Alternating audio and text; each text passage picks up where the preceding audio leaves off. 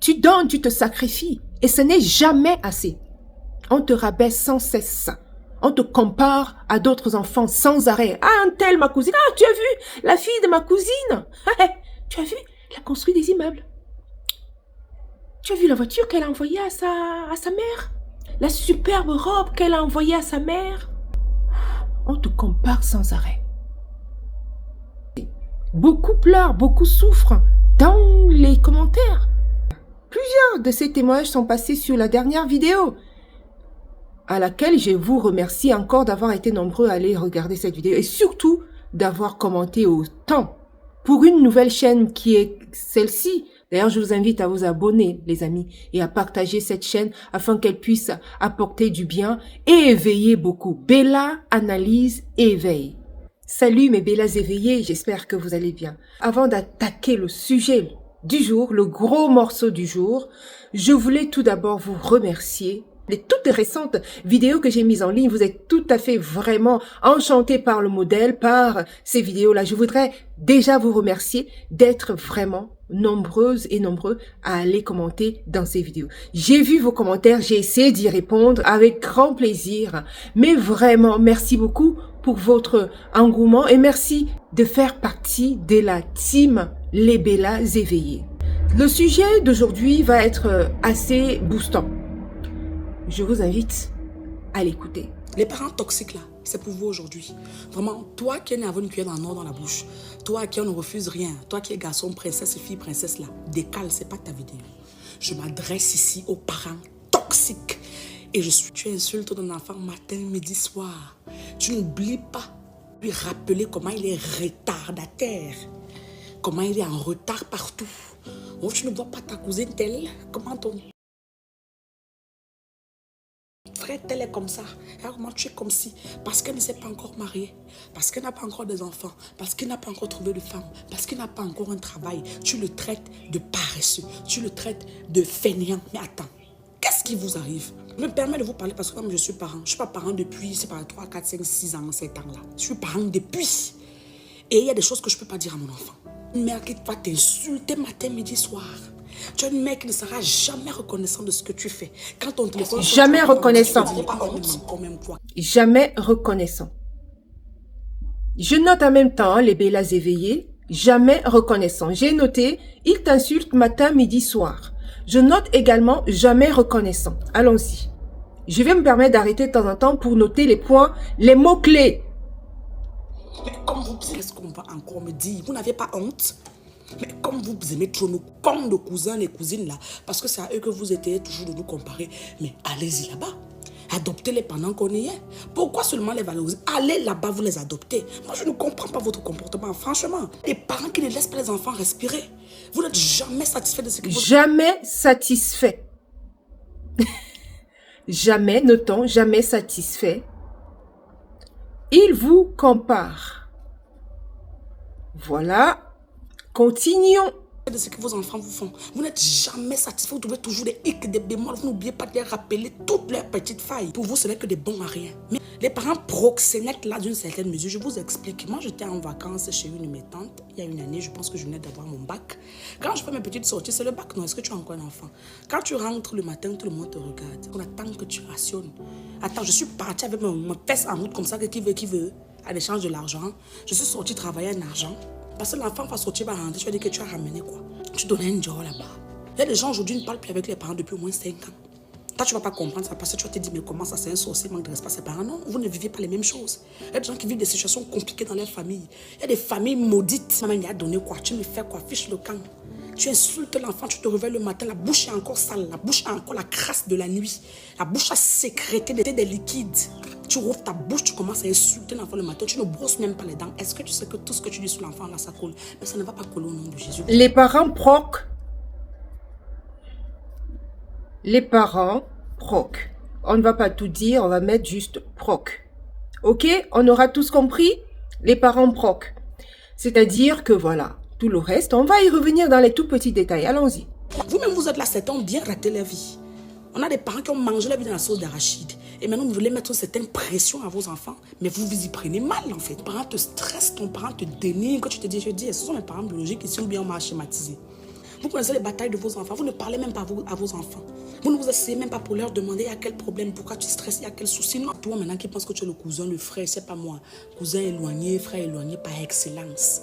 Et que tu penses que tu as upgradé dans certains domaines de ta vie, ça te donne le droit d'être supérieur aux autres. Rappelle-toi bien que l'Éternel rabaisse les orgueilleux et il élève les humbles. Maintenant, je vais vous dire quelque chose pour vous conseiller. Vous voyez un manguier, on est en train de jeter les cailloux au manguier, le secouer, le tirailler et tout, mais parce qu'il y a des manques. Si tu es trop persécuté, ne vois pas mal parce que tu as de la grâce. Je dis toujours ici que moi, du charisme, je suis un sacerdoce royal. Je suis gracière devant les yeux de l'Éternel. Je suis une élue et je crois en ça. Si les gens vous persécutent, on vous tiraille, on vous jette les pieds, on est toujours en train de vous secouer, c'est parce qu'on voit la lumière, on voit les fruits. Autant possible pour faire plaisir à ton père, à ta mère. Non, il trouvera toujours que c'est peu. Tu ne peux pas assez. Les parents doivent être une couverture spirituelle pour leurs enfants. Tu arrives maintenant dans le foyer de ta fille, c'est toi qui te comportes bizarrement. Ton fils... Il n'est pas reconnaissant, il te dénigre, il trouve que ce que tu lui fais n'est jamais assez. Jamais assez. Jamais satisfait, jamais assez. Donc, on va mettre ça dans la case jamais satisfait. Jamais assez. Rien n'est jamais assez.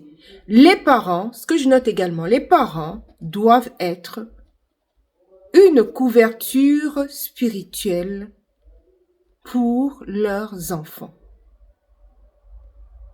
Continuons.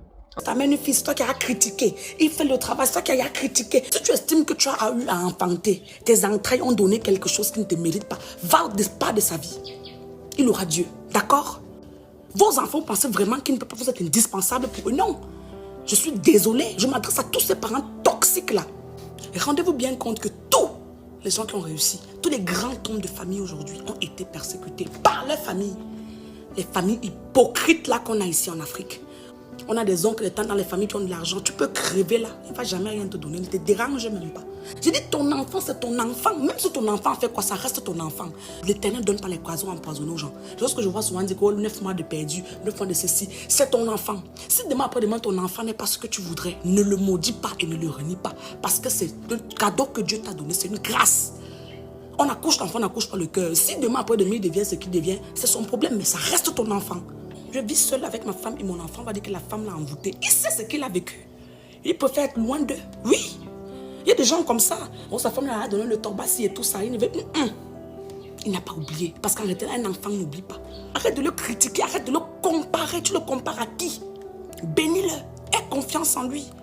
Vos enfants, même des problèmes, ne peuvent pas venir vers vous parce qu'ils connaissent déjà que vous allez les stresser. Vous allez les insulter. Vous allez les critiquer. Vous avez quel souci même? Il y a des femmes qui te diront aujourd'hui, ma famille, c'est mon mari et mes enfants. Terminé. Parce que ma famille, là, ils n'ont pas oublié de me rappeler comment je suis bordel, comment je vais finir dans la rue, comment je ne sais à rien, je ne sais rien faire. Donc, 5 francs, ils n'ont pas. Même 10 francs, je ne donne pas. Quand tu as catalogué comme l'enfant qui est raté, reste tranquille. Travaille et prie, comme je dis. Reste dans ton coin. Même si ça prend du temps, ce n'est pas ton temps, c'est le temps de l'Éternel. Le seul pourquoi on a été envoyé sur terre, tant qu'on n'a pas encore accompli ça, on ne part pas. Compter les bêtises sur ton enfant, n'importe qui va venir te dire comment tu dois gérer ton enfant et toi tu rentres dans la danse, ça ne va pas. Je dis, je suis venue te booster ce matin, rappelle-toi. Enfant raté, je note enfant raté parce que tu ne t'occupes pas d'eux. Tu deviens donc du coup un enfant raté. D'accord? Ils sont prêts à te maudire. Sont prêts à te maudire, à te maudire. Voilà, ça c'est noté. Sur ton enfant, n'importe qui va te persécute par le vide.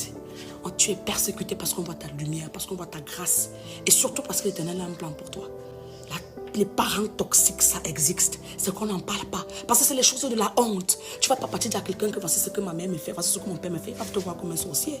Il va penser que tu racontes des histoires. Ce genre de choses existent. La complicité que tu as avec ta mère et ton père, ce n'est pas tout le monde qui a cette complicité-là.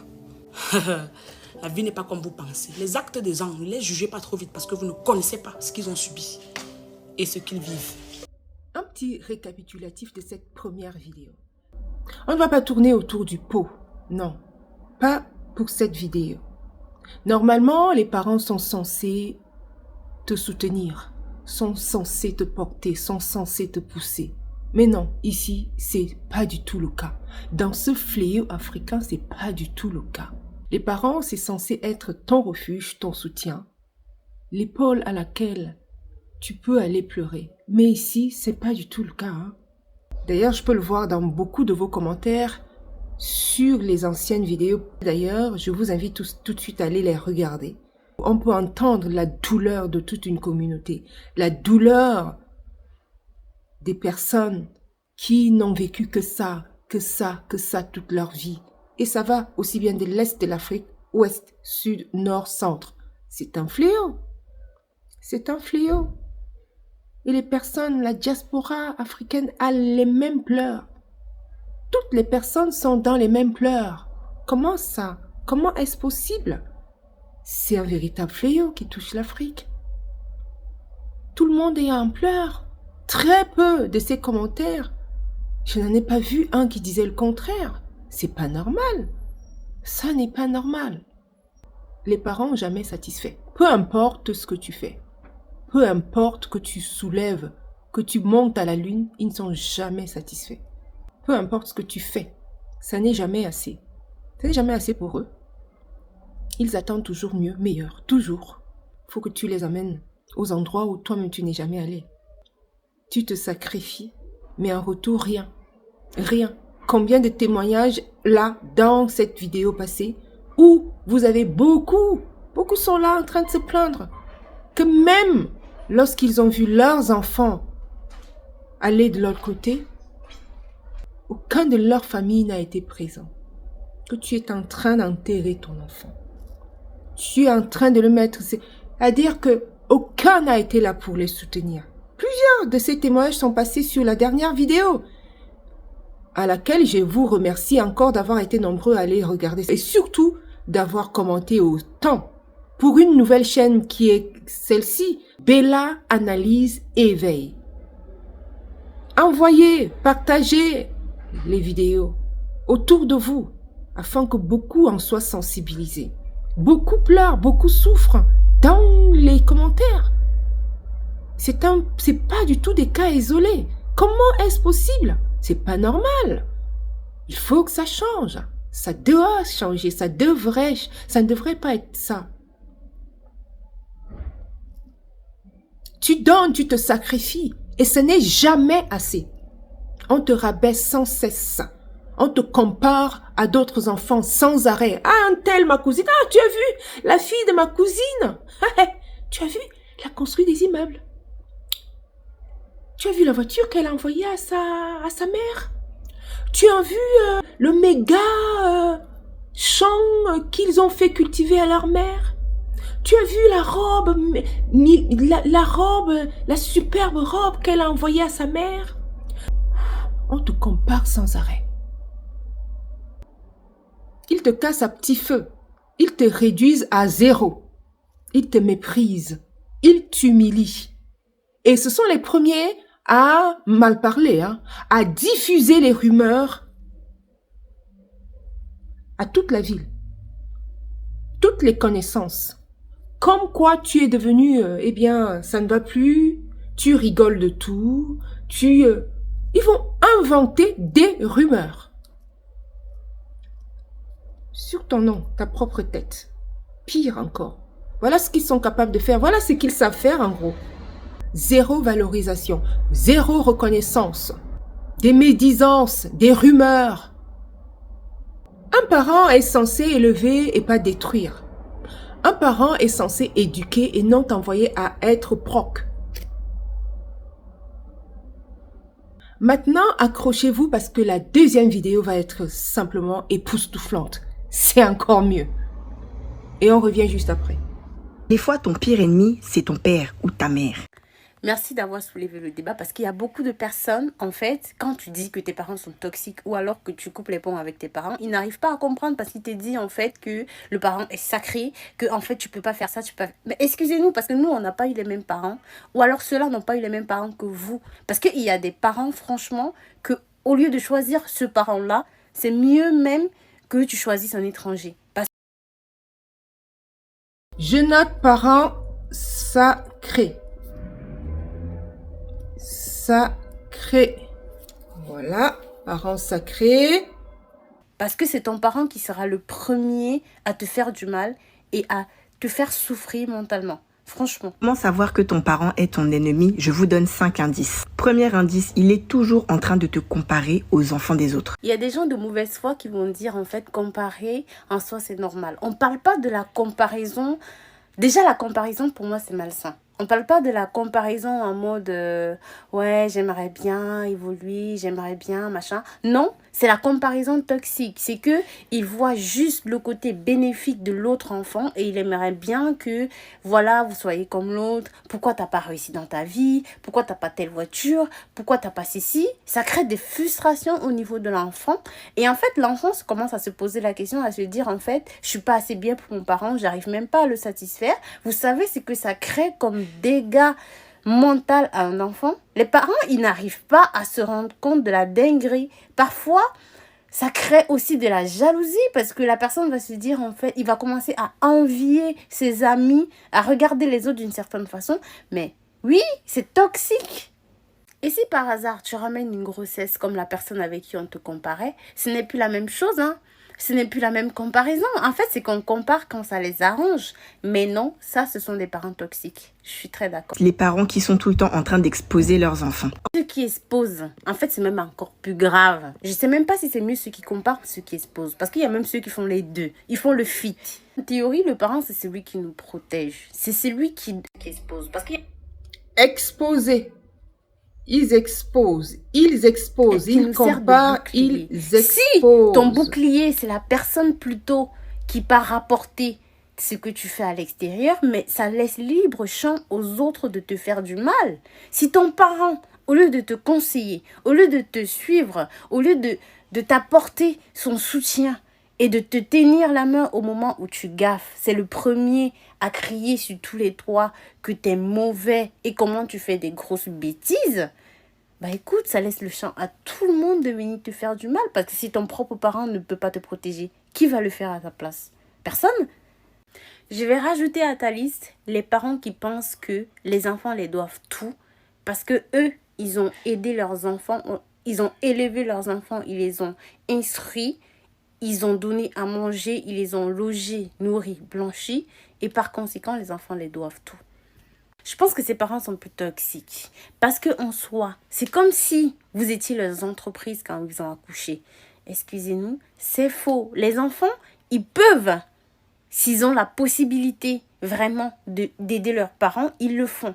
Mais si vous n'avez pas la possibilité, ou alors vous voyez que votre parent veut vous noyer en prenant tout ce que vous travaillez durement parce que c'est votre parent, bah non, ça ne se passe pas comme ça. Parce que de un, je n'ai pas demandé à naître. Et de deux, je ne suis pas obligée de prendre soin de mes parents parce que en soi, je le fais à la mesure de mon possible. Ce n'est pas un devoir. Ce n'est pas moi qui ai demandé à naître. Mais c'est vous qui avez décidé que moi je naisse. Là, c'est le pompon, les amis. Allons-y voir un petit peu dans les détails. Sur les deux vidéos, beaucoup de choses reviennent. Ils vous comparent, ils vous rabaissent, ils vous exposent. Ils ne sont pas des protections spirituelles. Voilà ce que beaucoup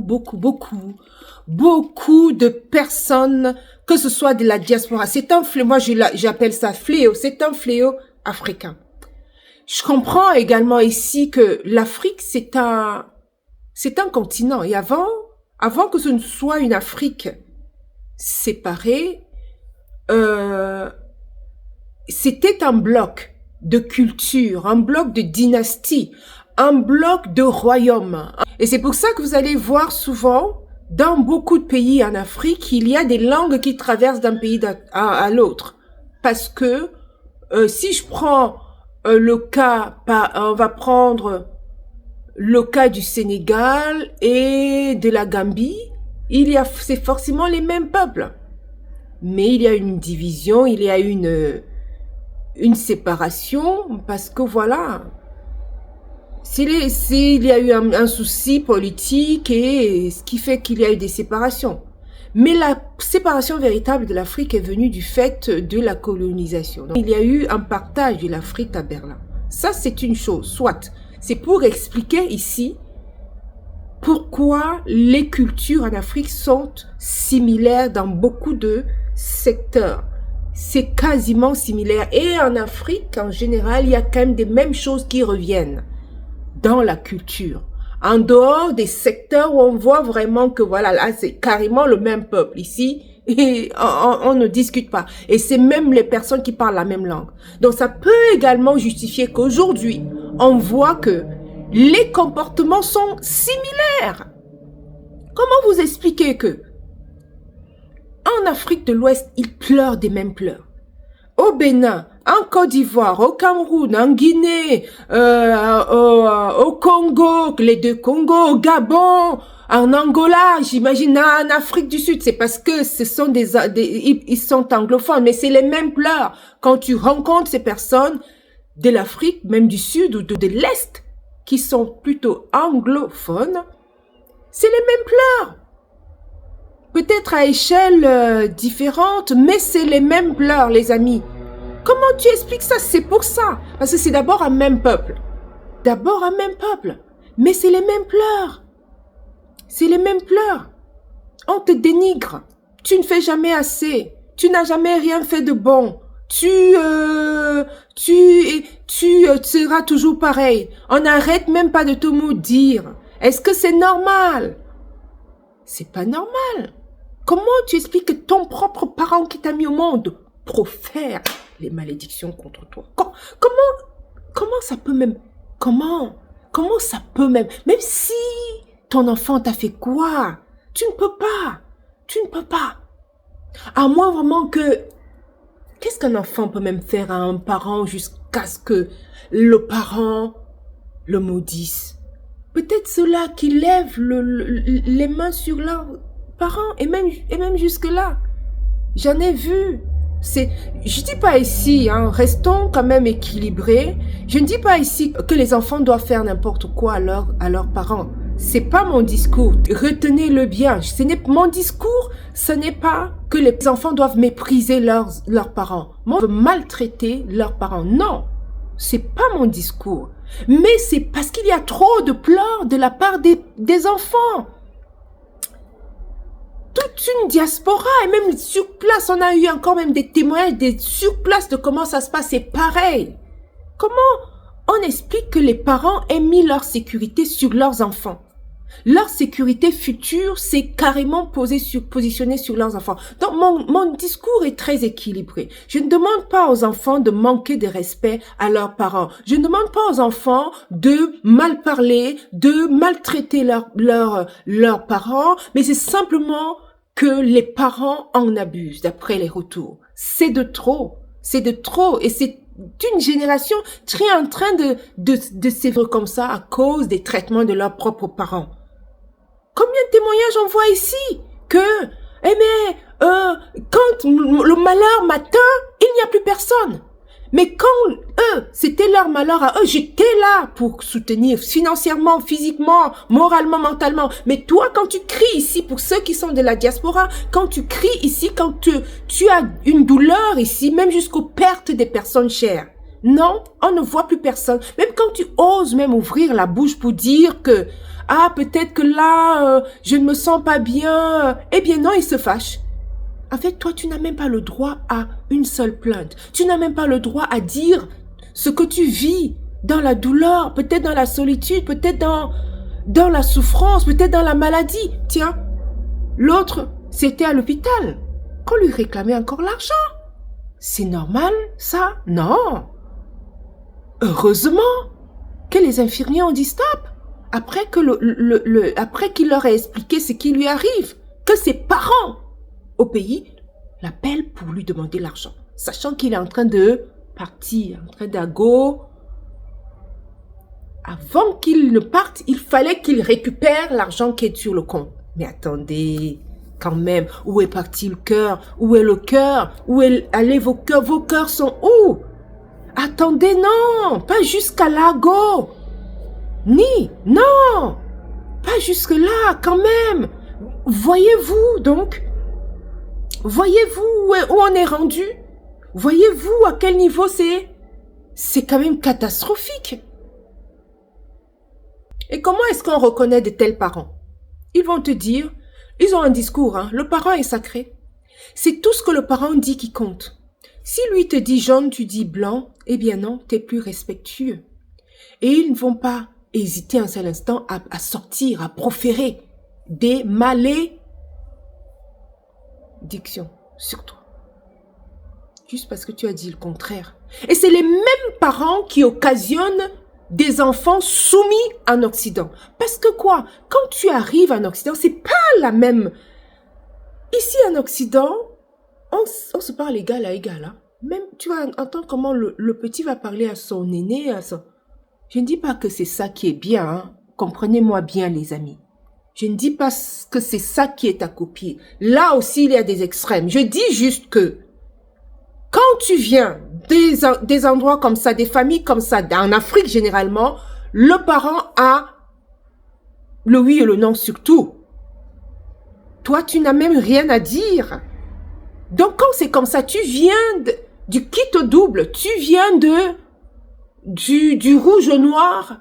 Enfin, c'est tellement différent. Du coup, tu arrives ici, c'est une autre culture. Tu vas essayer de t'adapter à la culture d'ici où toi, tu viens avec ta propre culture. Tu es né là-bas, tu as grandi là-bas, tu as vu que l'enfant n'avait rien à dire et que c'est le parent qui a le oui et amen sur tout. Tu ne peux même pas argumenter. Et tu arrives dans une culture où l'enfant a la parole. On écoute l'enfant, on discute avec l'enfant, on échange avec l'enfant. Même que parfois, je trouve que il y a des limites. Mais ici, c'est pour montrer la différence de culture et combien ça, ces comportements qu'on aurait vécu là-bas pour ceux qui viennent ensuite vivre ici, combien c'est différent de s'affirmer. De s'affirmer au travail, de s'affirmer en société, parce que là, tu as face à toi des pères, des personnes qui, eux, ont un comportement d'ici, quoi.